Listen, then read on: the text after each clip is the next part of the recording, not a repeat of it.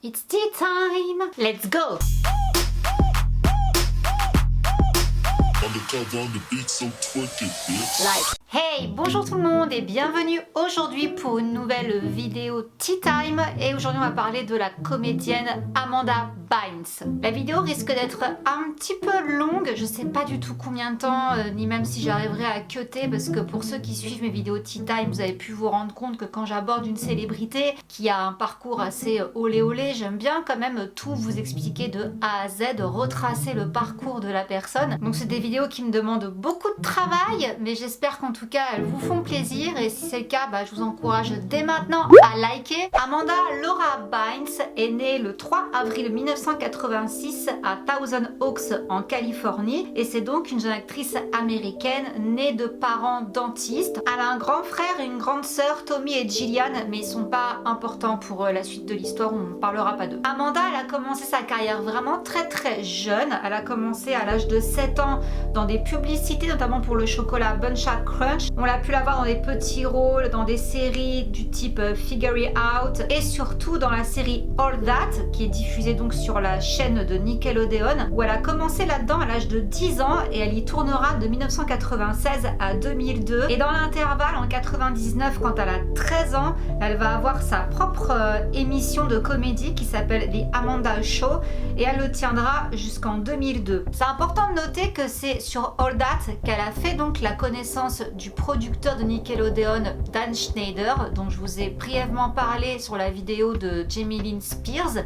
Et je pense que d'ailleurs ça sera la prochaine vidéo que je vais faire Tea Time sur lui, parce que ce type là, voilà, comme je vous avais déjà dit, il y a beaucoup de choses à dire, il est très problématique, et je crois que ça n'a pas arrangé Amanda dans sa vie de côtoyer ce type là, qui avait un comportement assez bizarre sur le plateau déjà avec elle, notamment cette espèce de scène de jacuzzi, cette émission de jacuzzi qu'elle présentait aussi, qui faisait partie je crois de Amanda Show ou de All That, peu importe. Déjà rien que le fait de mettre une enfant dans un jacuzzi avec des adultes, je trouve pas ça, enfin je trouve ça un peu dérangeant. Tout le monde dit que Dan Schneider c'était sa favorite parmi tous les comédiens de Nickelodeon, parce que c'était celle sur laquelle il avait le plus d'emprise, on va dire ça comme ça, dans le sens où il disait que ses parents n'étaient pas vraiment hyper attentifs à ce qu'elle faisait, du coup il avait plus de possibilités avec elle. Quand on connaît le cas d'Anne Schneider, on se rend compte à quel point c'est malsain ce qu'il pensait. En tout cas une chose est certaine, c'est qu'effectivement elle passait quand même beaucoup de temps avec Dan Schneider et son épouse. Bizarre. Elle était vraiment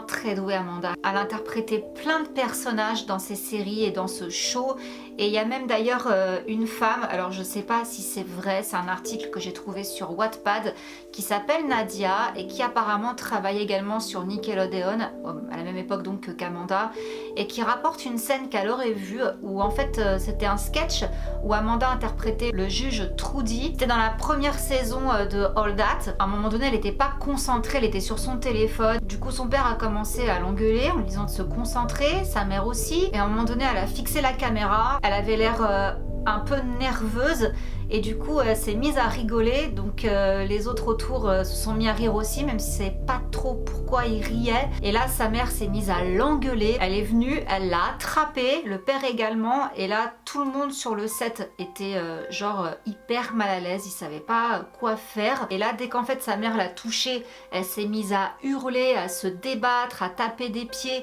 Ils l'ont traînée jusqu'à sa loge, ils se sont enfermés avec elle, donc ses parents et Amanda. Et là il y a d'autres petits comédiens et membres de l'équipe qui se sont faufilés pour écouter à la porte. Ils entendaient pas grand chose, mais ils ont capté des mots comme quoi ça parlait de foirer sa chance, que c'était son show, enfin des trucs comme ça. Et à un moment donné la porte s'est ouverte à la volée, c'était Amanda qui sortait et qui a dit avec un grand sourire allez venez on retourne sur le plateau. Et il y a également une autre source qui travaillait avec Amanda qui dira plus tard qu'elle avait une faculté à se déconnecter en fait d'elle-même. Dès que quelque chose lui faisait du mal, hop, elle se déconnectait tout de suite et elle rentrait dans la peau de quelqu'un d'autre. Et elle avait une attitude, un personnage sur le plateau.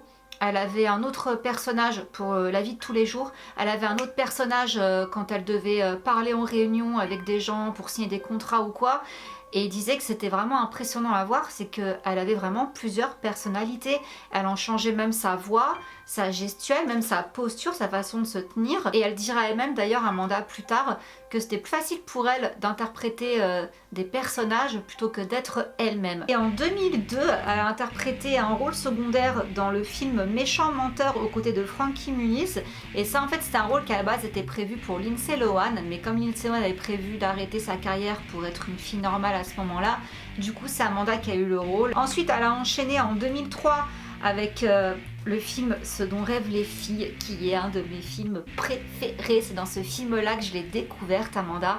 Et oh, je suis tombée en amour pour elle, je la trouvais belle, je la trouvais pas comme les autres, je sais pas, je trouvais qu'elle avait vraiment une beauté fraîche, une beauté naturelle. Et donc après elle a enchaîné dans la sitcom C'est ce que j'aime chez toi, et ça je me rappelle, ça passait sur MCM de 2002 à 2016, donc il y avait 4 saisons et elle donnait la réplique à Jenny Garth, l'ancienne de Beverly Hills. Après elle a fait des doublures de dessins animés, de films d'animation, pour qu'on la retrouve en juillet 2003 avec la couverture du magazine Vanity Fair avec justement toutes les autres jeunes comédiennes de cette époque-là. Donc il y avait Lindsay Lohan, les sœurs Olsen, il y avait aussi Alexis Bledel, Mandy Moore. C'était vraiment the couverture, c'était toutes les starlettes que j'aimais à ce moment-là.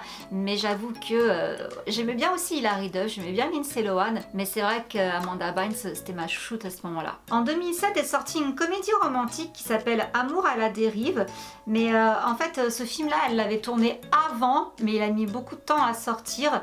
Mais en tout cas c'est à ce moment-là, en fait, quand elle est rentrée du tournage, ça se passait sur une île, je sais plus exactement où. Quand elle est rentrée, elle a attrapé la mononucléose, donc elle a été super fatiguée, elle se sentait pas très bien et elle a perdu beaucoup de poids. Déjà qu'elle n'était pas grosse, mais elle a perdu encore plus de poids. Elle est tombée à 45 kilos et sa mère lui aurait dit qu'elle n'avait jamais été aussi belle. Du coup, à ce moment-là, Amanda va commencer à développer une espèce d'obsession pour son poids. Et d'ailleurs, juste après, en 2006, donc, elle décroche le rôle principal dans She's the Man aux côtés de Channing Tatum. Dans ce film, elle se déguise en son propre frère pour rejoindre une équipe de football. Et la petite anecdote qui est marrante, c'est qu'apparemment, c'est elle qui a forcé les producteurs à prendre Channing Tatum parce qu'il le jugeait trop vieux.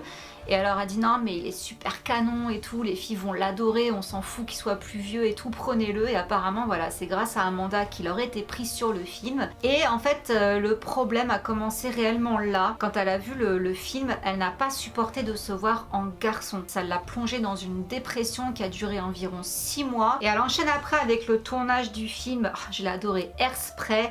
Là avec toute une flopée d'acteurs, Michelle Pfeiffer, John Travolta. Et c'est à la suite de ce film-là qu'elle a lu dans un magazine qu'il y avait apparemment une pilule qui aidait les filles à rester minces, qui s'appelle la pilule Adderall. Et en fait cette pilule c'est un médicament psychostimulant à base d'amphétamine. Elle s'est dit il faut absolument que je m'en procure, donc apparemment elle a même simulé des symptômes chez le médecin pour pouvoir se faire prescrire ces pilules-là. Et donc elle a commencé à en consommer pour rester mince. On a pu la voir après dans Miss Campus. En 2007, elle a également signé un contrat de 5 ans avec Stephen Barry's. C'était pour lancer sa propre ligne de vêtements, mais malheureusement la boîte a fait faillite au début 2009. Le 20 juin 2010, elle annonce sur Twitter qu'elle prend sa retraite, malgré qu'elle ait que 24 ans et que ce soit un âge jeune. Elle décide qu'elle ne veut plus jouer la comédie. Et en fait, 2 mois plus tard, elle revient en disant que finalement non, elle tourne un nouveau film qui s'appelle Easy A aux côtés d'Emma Stone. Et là en fait ça ne l'a pas fait non plus. Apparemment elle n'a pas du tout supporté de se voir à l'écran. Elle s'est trouvée tous les défauts du monde. Donc elle s'est dit que voilà, c'était bon, valait mieux qu'elle arrête de tourner, elle supportait pas son image. Ça a encore plus renforcé ce qu'elle avait pensé d'elle-même quand elle s'est vue dans She's the Man. Elle a essayé de faire un autre film également qui s'appelle All Pass Bon à tirer aux côtés d'Owen Wilson. Et c'est un film qui aurait pu l'aider à se faire voir différemment que dans des films de teenager, parce qu'au final elle était un petit peu coincée dans cette image-là.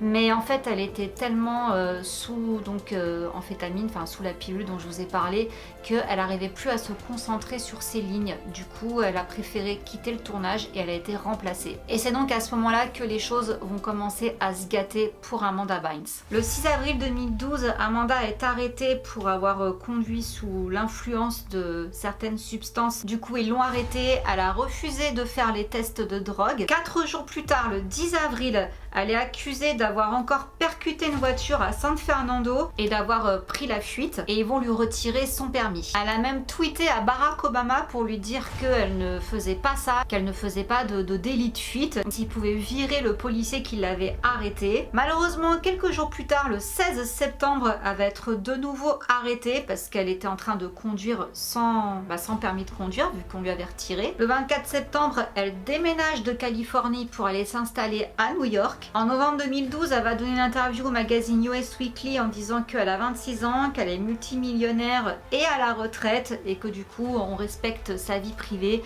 parce que c'est à ce moment-là qu'aussi Amanda Bynes commence à en avoir vraiment marre que les paparazzi la suivent partout.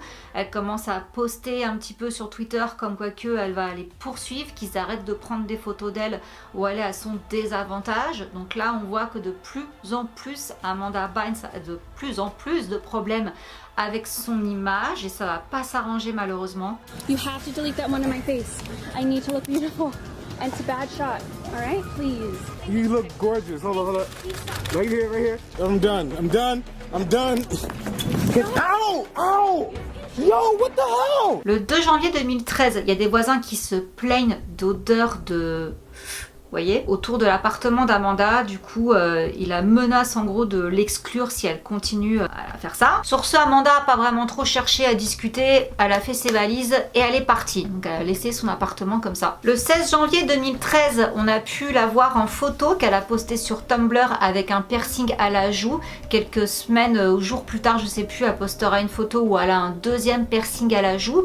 Là, on commence un peu à critiquer également son physique en disant bon bah voilà, ça va pas bien, elle se perce le visage et tout. Bon, en soi, c'est que des piercings, ça se retire, c'est pas grave quoi. Mais bon, bref. Et c'est à partir de ce moment-là où elle va partir carrément en vrille avec Twitter. Twitter, qu'elle considère comme étant un peu son journal intime. Voilà, tweeté de manière très grossière qu'elle voudrait que Drake et elle...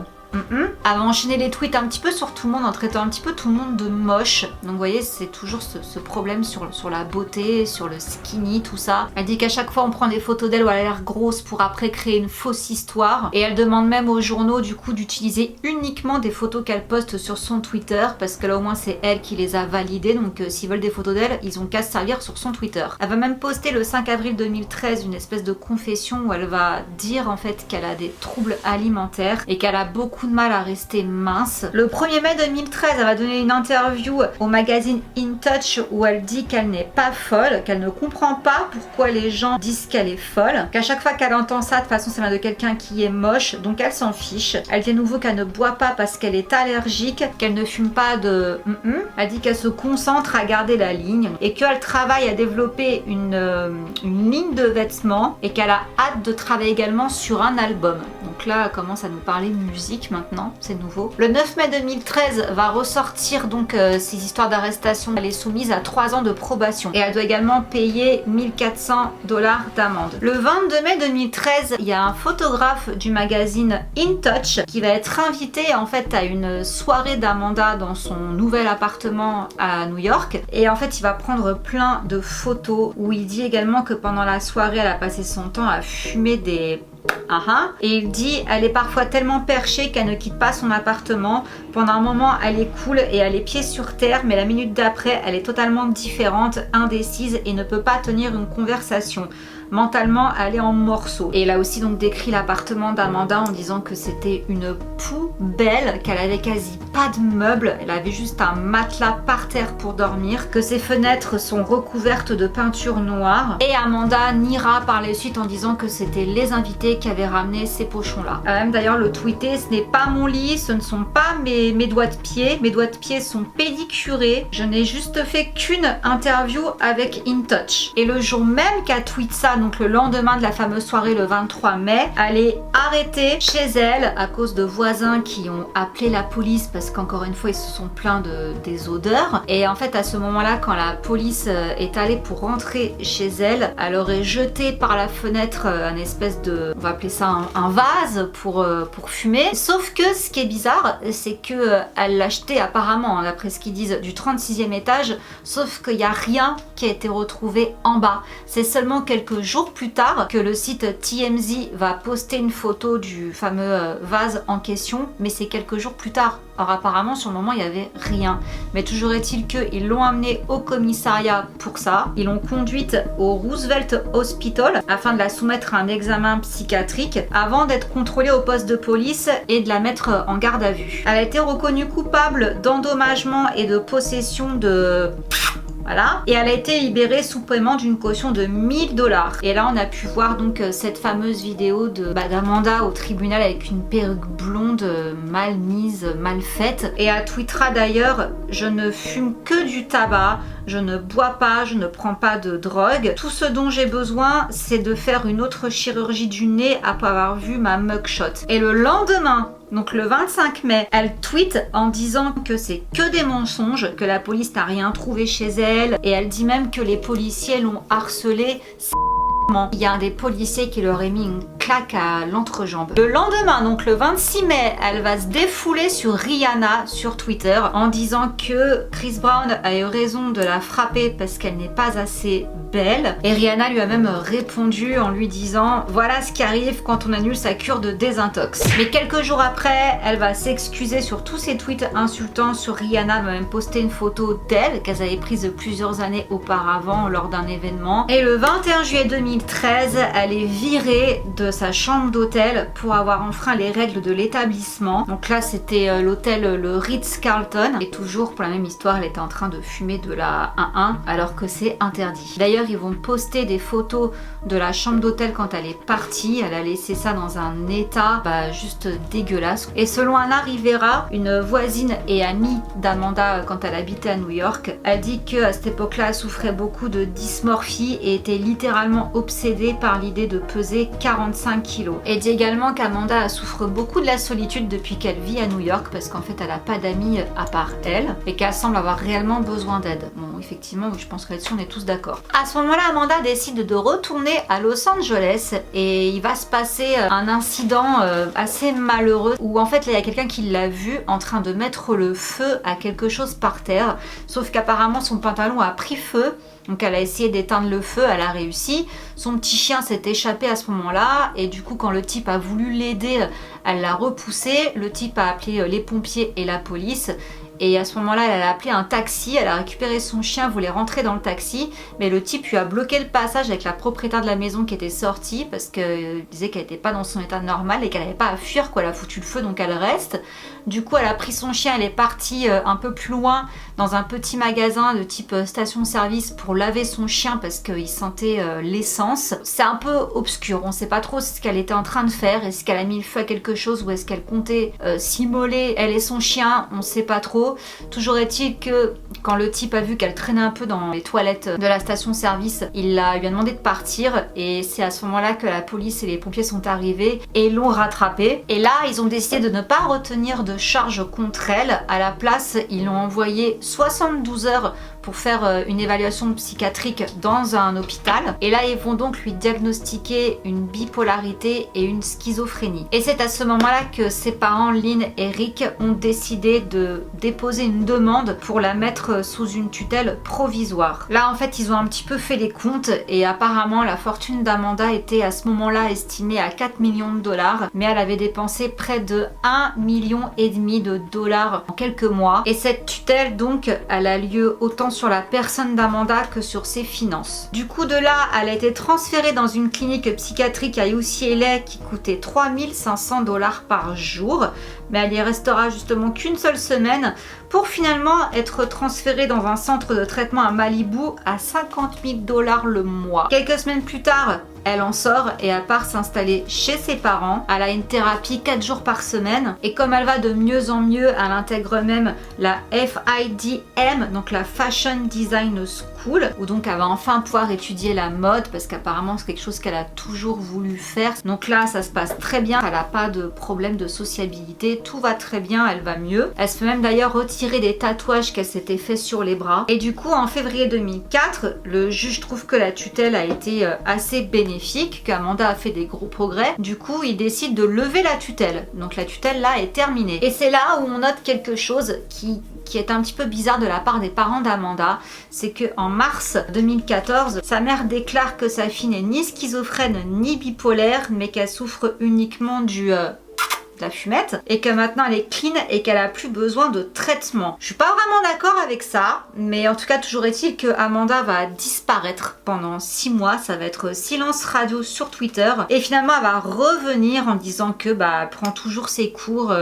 dans son école de design, que ça va très bien, elle poste une photo d'elle en bikini pour son anniversaire, on voit qu'elle a la forme et tout va très bien, mais ça ne va hélas pas durer. Fin septembre 2014, Amanda va de nouveau être arrêtée pour conduite sous influence de stupéfiants, notamment encore cette pilule Adderall. Donc elle a été arrêtée puis libérée de sa garde à vue après avoir payé une caution de 15 000 $. Et même pour vous dire, ses parents n'étaient même pas au courant qu'Amanda s'était fait arrêter. Ils l'ont appris par la presse, parce qu'en fait dès que la tutelle a été levée, Amanda elle est repartie faire sa vie quoi. Donc ils n'avaient pas vraiment de nouvelles d'elle à part de temps en temps. Ça nous ramène donc au mois d'après, le 9 octobre 2014, où là on a pu voir Amanda Bynes dans le célèbre magasin de luxe Barney's, où là en fait elle est en train de danser avec le vigile du magasin. Je sais plus ce qu'elle a fait, mais en tout cas elle a voulu se cacher d'un paparazzi et du coup elle a pris un chapeau, sauf que le chapeau quand elle est sortie pour se cacher le visage, il a bipé. Du coup le magasin l'a accusée de vol.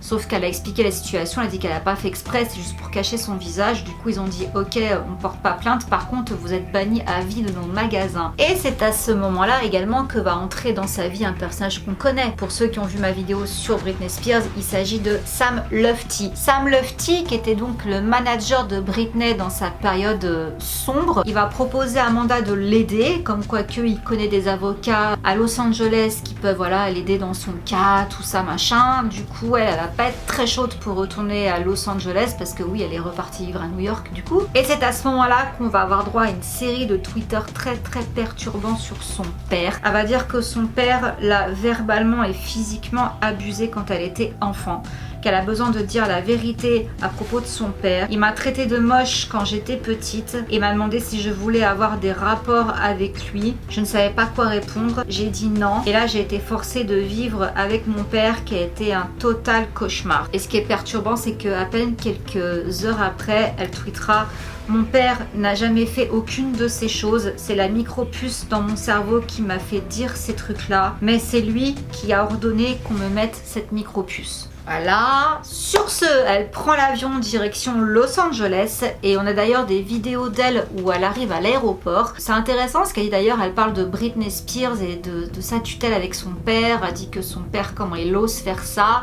Et là en fait il y a une voiture qui l'attend, qui est censée donc l'emmener voir Sam Lutfi, qu'elle appelle même comme un frère pour elle sur Twitter à ce moment-là. Et en fait ce qu'elle ne sait pas, c'est que cette voiture qui est censée l'emmener dans un hôtel pour rencontrer Sam Lutfi et des avocats va en fait la conduire à une institution psychiatrique de Pasadena où l'attend là ses parents, leur avocat Tamar Armanak et Sam Lutfi. Donc en fait c'était un espèce de piège pour qu'elle reparte en cure de désintox. À ce moment-là, ses parents obtiennent de nouveau sa tutelle vu ces dérapages qui recommencent. Apparemment, elle avait même craqué, elle avait acheté plein de bijoux chez Cartier et elle les distribuait à des étrangers dans la rue. Le 31 octobre 2014, Amanda a l'autorisation de quitter le centre de Pasadena et à ce moment-là, on va avoir droit également à des déclarations d'Amanda Bynes. Je vais au tribunal aujourd'hui avec mon avocat pour prouver que je suis plus que capable de m'occuper de ma vie et de mes finances. Je suis furieuse. Je suis sortie de l'hôpital où mes parents m'ont envoyée parce que mon père est humilié par ce qu'il a fait. La police a rédigé un rapport contre mon père. Je n'ai pas le droit de me trouver dans la même pièce que lui. C'est un prédateur sexuel. Il devrait être en prison. Et c'est à ce moment-là qu'Amanda va se mettre en colocation avec des filles. Alors je ne sais pas si c'est des filles qui étaient avec elle à l'école de design ou des filles juste qu'elle avait rencontrées, des espèces de copines. Toujours est-il que ces soi-disant copines vont prendre un audio en fait d'Amanda dans la voiture et en fait dans cet audio elle dit qu'elle veut tuer son père. Et la famille a donc demandé à ce que cet audio soit rendu public par TMZ, soi-disant pour faire un wake-up call aux médecins spécialistes afin qu'ils viennent aider Amanda. Je vois pas l'intérêt d'afficher cet audio publiquement, au contraire. C'est pour ça que je vous dis, les parents d'Amanda sont un peu bizarres en fait. Toujours est-il qu'après Amanda va s'excuser, elle a tweeté j'ai dit ce que j'ai dit en rigolant, vous devez savoir que je suis en pleine thérapie pour me confier sur les problèmes que j'ai avec mon père. Et après ça, on va plus vraiment entendre parler d'elle jusqu'en 2016 où là elle poste des tweets à propos de ses études, comme quoi que tout se passe bien. Et en juin 2017, le juge lui accorde donc le droit de reprendre le contrôle de ses finances. Donc en fait, elle reste sous tutelle, mais apparemment, elle a le droit de s'occuper de ses finances. Et ça, c'est un peu bizarre, mais je vous expliquerai après pourquoi. Sa période de probation prend également fin. Et on la voit enfin dans une interview pour la première fois en 4 ans à la télé où elle revient un petit peu sur tous ses dérapages, elle s'excuse à nouveau, elle dit que de toute façon elle n'était pas elle-même, qu'elle était, qu'elle n'était pas clean à ce moment-là, qu'elle aurait pas dû s'en prendre à tout le monde, qu'elle pensait pas du tout un traître mot de tout ce qu'elle a pu balancer, qu'elle a vraiment honte et que maintenant elle allait beaucoup mieux et qu'elle était même prête pour un comeback. En août 2018, sa mère a demandé à ce que la tutelle soit prolongée jusqu'en 2020 et en novembre 2018, on va voir Amanda en couverture du magazine Paper où là elle raconte un petit peu tout en fait ce qui lui est arrivé. Elle revient sur vraiment un peu tout, sa carrière, sa vie. Et le mois d'après, en décembre, elle lance une marque de vêtements et d'accessoires vintage. Donc à ce moment-là, elle a 32 ans et malheureusement, ça va pas le faire. Selon TMZ, elle n'aurait pas supporté d'être à nouveau sous les projecteurs et de recôtoyer à nouveau le show business. Du coup, elle a fait une rechute. Et c'est donc en janvier 2019 qu'elle repart en cure de désintoxication, cette fois-ci à sa demande pour 6 mois. En juin 2019, elle va être diplômée de son école de design et merchandising. Donc ça, c'est une super nouvelle. Elle continue sa thérapie. Et là, elle poste un selfie d'elle où elle a la joue tatouée avec un petit cœur. Et là, malheureusement, ça va à nouveau jaser sur elle. Pourquoi? Bon, j'avoue que se faire tatouer le visage, c'est pas rien. Si elle a l'air d'aller bien et que, voilà, c'est peut-être pas le moment non plus de l'enfoncer à nouveau en la critiquant sur son physique. C'est vrai que ça peut inquiéter quelque part, mais quand on connaît un petit peu justement le fonctionnement d'Amanda, quand on comprend que justement c'est en s'attaquant à son image qu'on la détruit, ce serait peut-être plus judicieux de lui lâcher un petit peu la grappe à ce niveau-là. Mais bon, bref. Elle nous présente également son nouveau petit ami qui s'appelle Paul.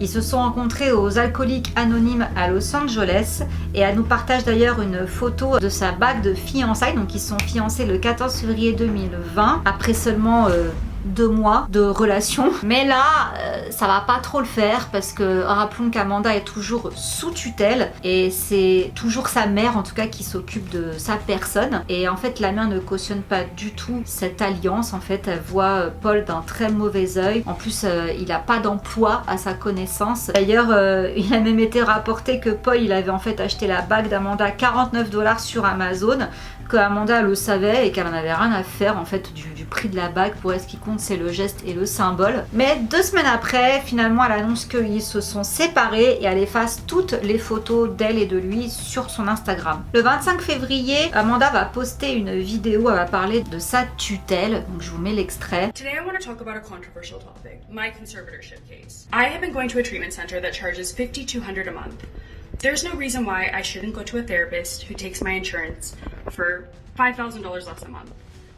This is why I've asked to see the judge next week regarding this conservatorship issue. Thank you guys so much for hearing me out. I'm sorry that this is what I'm dealing with, and I'm sorry to put my problems onto the internet, but this is what life has come to. So thank you guys so much for always supporting me. Love you all. Peace out. Appreciate your love and support. Love you guys. Bye. Donc voilà, c'est là où je vous disais tout à l'heure que c'est un peu obscur au niveau des finances d'Amanda. Est-ce que c'est vraiment elle, du coup, qui a repris le contrôle de ses finances? C'est pas l'impression que ça nous donne quand on voit cette vidéo. C'est un petit peu bizarre cette histoire de tutelle finalement. Et là, elle continue à poster des vidéos assez normales, je trouve. Et on voit également qu'elle s'est remise avec son chéri. Et là, mi-mars, Amanda nous annonce sur Instagram comme quoi que un bébé est en cours. Donc même son chéri d'ailleurs a publié également également une photo de l'échographie. Et tout de suite après, elle va retirer la photo. 2 mois plus tard, on a son avocat qui va publier un communiqué en disant que Amanda souffre de toxicomanie, de problèmes de santé mentale depuis des années, mais que non, elle et son petit ami Paul Michael ne sont pas du tout sur le point de devenir parents. Et il dit même que Amanda n'est plus dans un centre de soins, mais qu'elle est dans un endroit sûr. Et de là, silence radio. En juillet, elle va même effacer sa page Instagram et le 3 octobre, elle va publier une photo d'elle et là, elle a carrément rebaptisé sa page en mettant en boutique en ligne Matte Black. Son avocat déclare même qu'Amanda est très entreprenante et qu'elle envisage maintenant le parfum en plus d'une ligne de vêtements. Et même d'ailleurs sur cette photo, elle a dit qu'elle ne supprimerait plus ce qu'elle poste et elle va à nouveau supprimer ce post-là. Donc on pensait que ça allait bien, que voilà, elle revenait peut-être pour parler de mode et tout ça, et on va plus la voir. Le même mois, elle va enregistrer une espèce de chanson rap avec son copain. Après, silence radio à nouveau, et on va que la revoir en décembre 2020. Elle va être aperçue dans les rues de Los Angeles avec son petit ami, ils se baladent main dans la main. Elle a l'air d'aller assez bien, je trouve. Et là, vous voyez, c'est bizarre à mon sens, parce que apparemment, il y en a quand même qui ont spéculé sur le fait que Amanda, qu'est-ce qui s'est passé avec l'échographie du bébé? Qu'est-ce qui est advenu de ce bébé? Il y avait un article qui a été sorti qui disait comme quoi que normalement il se pourrait que l'enfant il soit après confié à quelqu'un d'autre, vu qu'Amanda n'a pas le droit d'avoir d'enfant avec sa tutelle. C'est assez bizarre, mais en fait comme elle est jugée inapte à s'occuper d'elle, du coup elle est complètement inapte à s'occuper d'un bébé. Donc est-ce que l'enfant serait placé en attendant qu'après sa tutelle soit levée, qu'elle pourrait récupérer l'enfant? Est-ce qu'elle a perdu l'enfant? Est-ce que sa mère l'a obligée à se faire avorter? Il y a plein de questions qui se posent parce qu'on n'a plus jamais entendu parler de ce bébé, même sur l'Instagram de son chéri. Et je trouve bizarre en fait qu'elle ait annoncé sa grossesse en mars et qu'on ne l'a plus revue du tout. On l'a aperçue nulle part jusqu'à ce qu'elle reposte elle-même une photo Instagram en octobre. Donc quand son avocat dit qu'elle est dans un lieu à l'abri, je suis désolée, je veux pas faire des théories, des conspirations ou quoi, mais avouez que dans le timing, la période où elle a disparu, c'est le temps d'une grossesse. Si elle a montré sa grossesse en mars, c'est qu'elle devait être au moins enceinte depuis janvier, voire février, elle est au pire, mais en octobre, elle aurait très bien pu accoucher quand elle a posté la photo. Donc je me demande si au final Amanda n'a pas vraiment mené cet enfant à terme. Où est cet enfant en fait? Est-ce qu'elle nous le cache? Est-ce que finalement elle a eu le droit de le garder? Dites-moi ce que vous en pensez, je sais pas, ça me perturbe. Bref, continuons l'histoire. En avril 2021, son avocat a déclaré que Amanda était très contente de fêter son 35e anniversaire, qu'elle allait très bien, qu'elle vivait près de la plage, qu'elle allait toujours à l'école, qu'elle s'exerçait à la méditation et au Soul Cycle. Il y a des rumeurs comme quoi que les parents d'Amanda en fait ce serait un peu comme la famille Spears. Je vais vous donner mon avis après parce qu'il y a un autre point que je voudrais aborder dans cette vidéo. Je l'ai gardé pour la fin. C'est le fameux compte Twitter secret d'Amanda. Et là, je vous présente Ashley Banks. Alors apparemment, ce compte se revendique un coup qu'en étant vraiment celui d'Amanda, son compte caché, parce que sa mère gère son compte Twitter normal. Du coup, elle a dû s'ouvrir un compte secret pour pouvoir tweeter la vérité, sa vraie histoire. Sur ce compte, c'est vrai que ce qui est intéressant, si c'est vraiment Amanda, c'est qu'elle dit des choses par rapport à Dan Schneider, par exemple, elle le compare à Harvey Weinstein. Les tweets dont je vous ai parlé tout à l'heure sur son père, comme quoi qu'il aurait abusé d'elle, apparemment, elle aurait fait en fait référence à Dan Schneider, qu'elle considérait aussi comme son père. Donc elle parlait pas de son vrai père biologique en disant ça. Ce compte-là, il a même publié plus tard qu'elle était en couple avec un garçon, je sais plus comment il s'appelle, de toute façon je vous mets les photos là. Elle a même dit qu'ils étaient fiancés et qu'ils allaient avoir un bébé. Elle a même posté des photos d'elle chez le gynécologue et à ce moment-là, Amanda elle-même a tweeté comme quoi que ce compte était faux, qu'elle n'était pas mariée, qu'elle n'allait pas avoir de bébé. Je crois que c'était en 2014, donc il fallait rien croire de tout ce que ce compte dit. Sauf que ce compte, il y en a beaucoup qui pensent qu'il est réel, notamment par rapport à des photos qu'elle publie du style la carte d'identité d'Amanda, des photos qu'elle poste qu'on a vues nulle part ailleurs. Donc la question s'est beaucoup posée, est-ce que ce serait quelqu'un proche d'Amanda qui gère ce compte?